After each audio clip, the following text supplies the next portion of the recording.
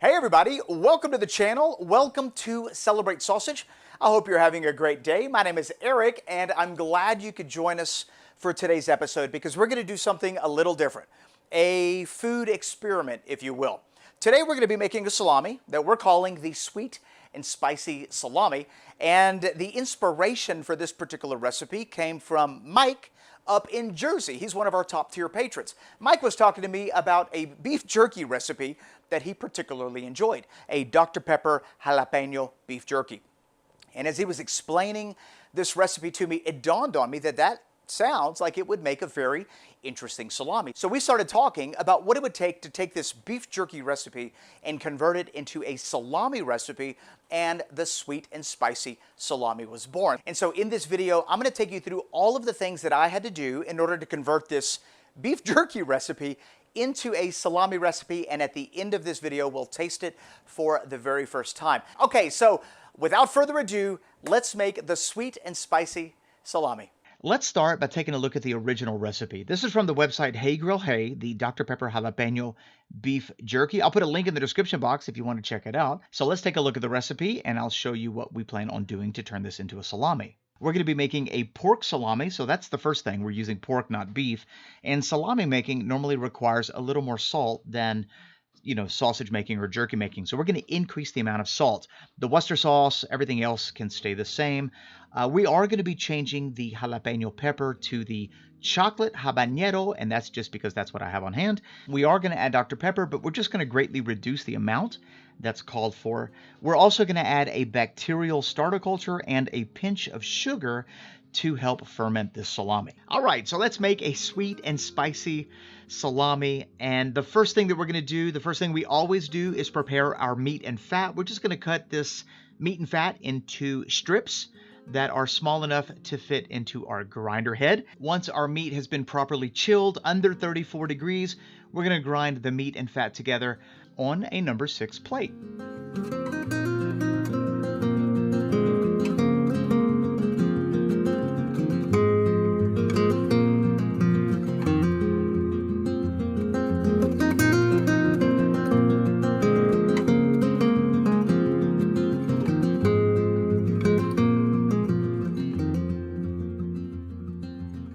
Let's take a look at our spices. We're going to start off with some Instacure number 2 because this salami project is going to take about 2 months.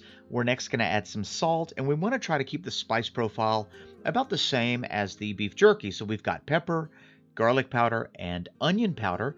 We are going to add a little dextrose for fermentable sugars. And then, of course, we have the chocolate habanero pepper along with the Dr. Pepper. I am going to be adding a little Worcester sauce to the meat as well, just like in the recipes. Be sure to check the description box below for a full-blown recipe with all the ingredients and the process. So let's just go ahead and take our peppers along with our spices and add that to the meat. We're going to give it a quick mix and then place it in the refrigerator overnight. And this is going to allow the flavors to develop, but it's also going to allow a protein called myosin to be extracted, which is going to help in the binding properties of our salami. It's now the next day and we need to prepare a mold culture. This particular mold culture is that white, beautiful mold that you see growing on the outside of some salami. It's called Penicillium nalgiavense. It's edible.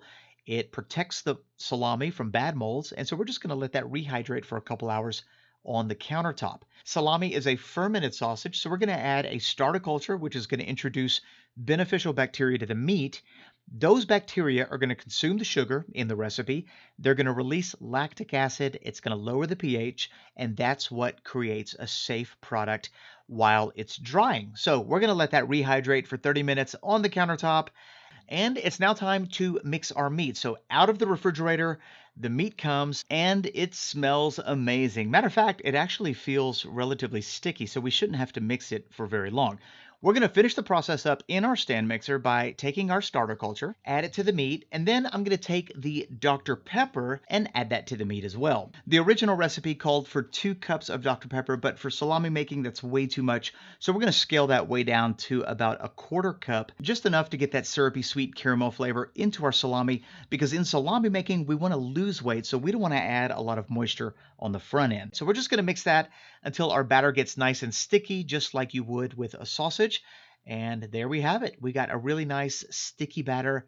And now it's time to get it into a casing. So when you stuff salami, you really want to pack it in there. So you're going to pack it in a lot tighter than you typically would a sausage. So I'm going to pack that in as tight as it'll go. We're going to tie that off, prick the entire salami with a sausage pricker.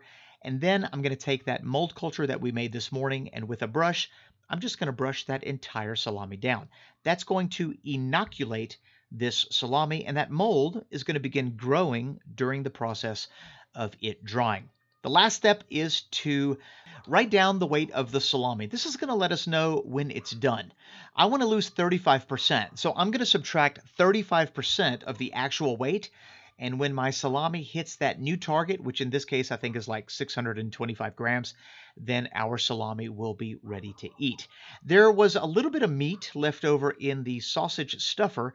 We're going to take that little bit of meat and wrap it in some cling film, because after this is finished fermenting, I want to take the pH. That's going to let us know when it's ready to move on to the drying stage. So there's our sweet and spicy salami, and we now need to let this meat ferment. And to ferment the salami, we're going to leave it on our kitchen counter for 18 to 24 hours, because the temperature in my kitchen is between 75 and 85 Fahrenheit, or 24 to 29 Celsius. We're looking for a target pH of 4.9 to 5.2 with this salami. That's well within the safe zone. I'm going to wrap it in some cling film to lock in the moisture and maintain that high humidity. If you live in a cooler area or your house isn't very warm, you can always put your salami inside your oven with the light on, and it'll ferment just fine in there. 20 hours later, this is what our sample piece looks like. And we now need to test the pH, because as soon as we get below 5.2 pH, that's considered the safe zone, and we can start drying our salami. We're using an Apera Instruments pH meter, and it is reading 4.79. So that's 1 point lower than I wanted, which is totally fine. It's better to be a little bit lower than a little bit higher. So we're just going to transfer that salami into my dedicated drying chamber. This is a modified refrigerator that we converted for our dry cured meat products. And as you can see, we've got all kinds of different stuff in there, but it's going to hang out in there for about 2 months. Salami needs to hang in an area where the temperature is 55 Fahrenheit or 13 Celsius and an average humidity of about 80%.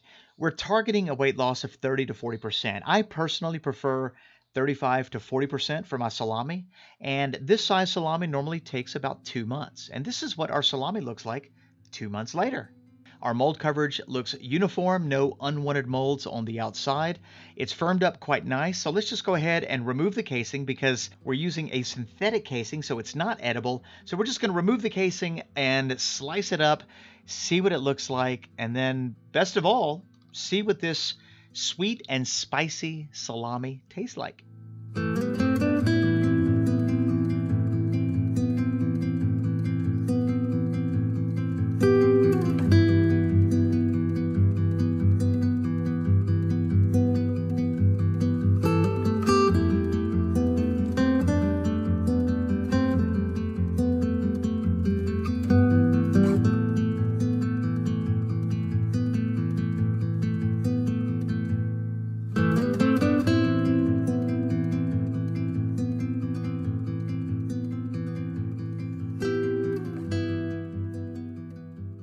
Here we go, our sweet and spicy salami. We just took the recipe, made a couple of alterations with the salt, the cure, the sugar, and the amount of liquid, and this was the end result.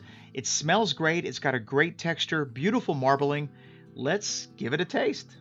The sweet and spicy salami, this was a fun salami to make. And although we made this all pork, you can make this all beef or beef and pork, really whatever you want. And overall, it looks beautiful. It smells amazing. I mean, you get that very subtle chocolate habanero smell coming from the salami, nice fermented smell. So let's just give it a taste and see what it's about.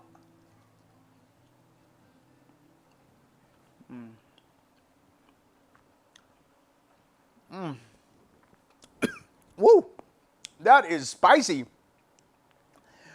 A lot of heat coming from that chocolate habanero. It's smoky, very fruity, very tropical.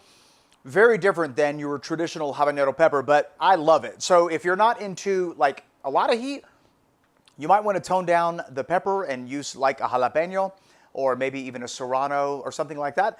But I'm thinking it is working with this salami.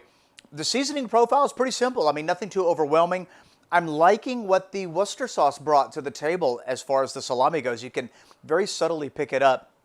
I'm honestly not getting a lot of that Dr. Pepper. I thought I would get more of like a syrupy kind of caramel flavor. And although it's slightly sweet, what I'm actually picking up are more the cheesy and earthy notes that come from using the mold. And then of course that fermented element that comes when you make salami. And so overall, I think it's an absolute delicious salami.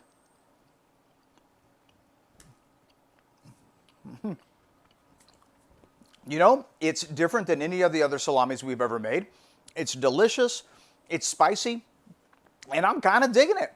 If you get a chance to make it, leave me a comment in the comment section below. If you have any questions about this particular project, leave me a comment as well. And if you like this video, found it entertaining or helpful, a great big thumbs up is always appreciated. If this is the first video that you've seen from our channel, we'd like to say welcome.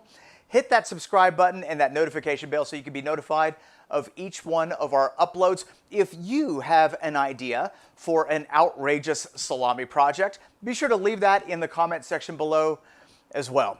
Thanks a lot for watching. We'll see you tomorrow. Bye-bye.